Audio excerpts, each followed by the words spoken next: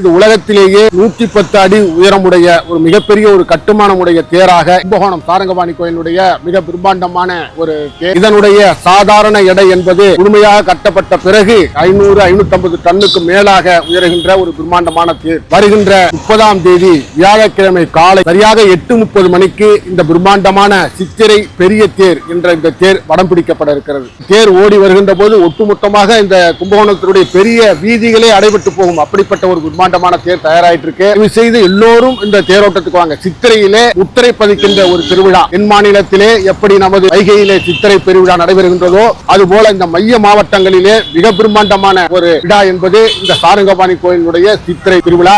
அந்த சித்திரையிலே முத்திரை பதிக்கின்ற ஒரு திருவிழா தான் இந்த பெரிய தேரோட்டம். இந்த தேரை 4ஆம் தலைமுறையாக இப்பொழுது இந்த இளம் வயது உடைய கொத்தனார்கள் தான் கட்டி கொண்டிருக்கிறார்கள்.